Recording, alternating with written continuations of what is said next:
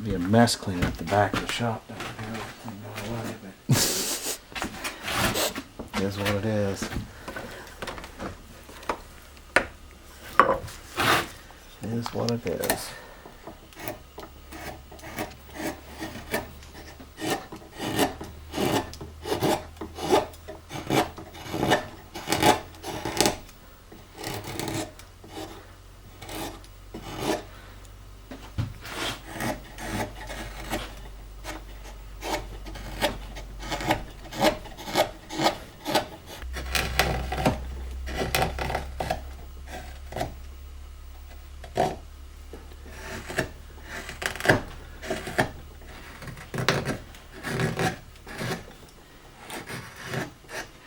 How many of those do you have? 3 dozen, 4 dozen now? I'm going to knock a couple off, and then I'm going to carve for this show here in Mentone, and then after that's over, then I'll go back to house portraits.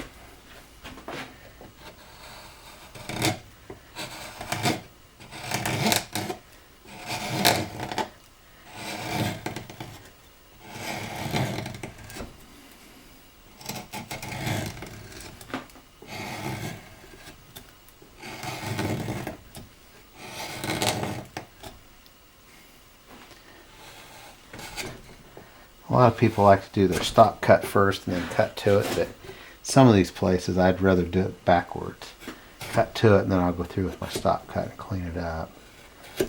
Sometimes it keeps you from going too far. Okay. So I want to keep that hat rim nice, and by not having the stop cut already in place, I can't hit it. I'll catch first and keeps my tool off of it. That's smart. Kind of keep yourself from ruining it. Yeah, that's what you're doing. Because when you're pushing a chisel, you can't just stop it. You know, it's always got a little over push, so to speak. You have a lot more control with a mallet, actually. But I like the long, smooth cuts you get pushing on these. Yeah. Rather than chopping it out with a mallet. Well, chopping on that curve would probably be pretty dangerous. Yeah, it would be. This is fairly strong out here, the way I line the grain up on these. That grain in this actually is about like this. Okay. So at the thinnest point, I've got long grain, and then I leave it a little thicker up here where the grain's cross-grained. Okay. Right here's where the cross-grain is, because the grain's about like that. So I kind of cheat that to make that work the way I want it to. It lets me do things that I couldn't get away with otherwise.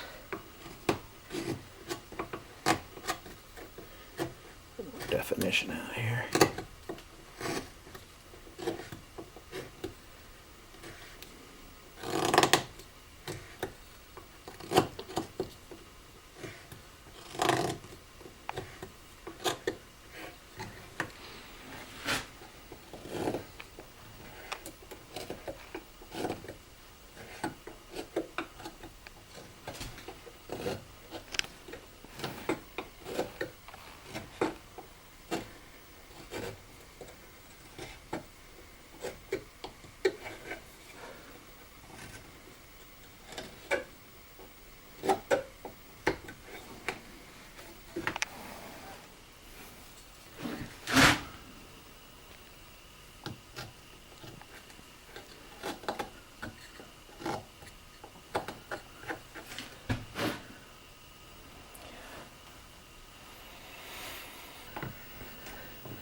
And this is where you're establishing that stop cut, so to speak. Right, yeah. This would normally have been a stop cut for me coming in, but I'm I do it Renegade. secondary instead of head. Usually you make your stop cut and then cut to it so you pop your chip off.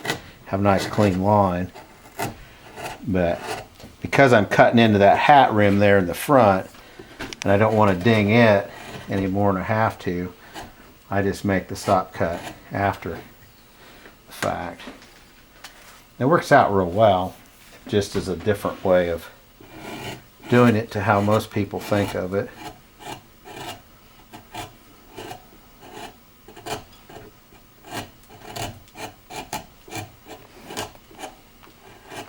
And just getting this gouge out, I can just put my texture right on my fur on the hat band there. Just work my way around it. I know I'll rework the bottom of it, but that's okay, it doesn't matter. I got most of it done. So you use a pretty large chisel to finish these. You're not. Yeah, for like when I get in around like the mustache and things, I go to something narrower. Right. So I don't have these corners sticking up to cause problems. But yeah, I just use whatever radius gives me the look I want. That's how I look at it.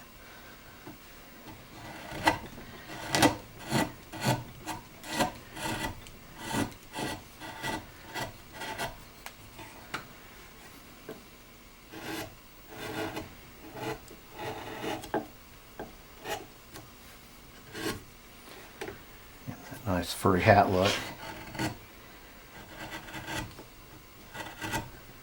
Gonna need one in a few weeks. Yeah.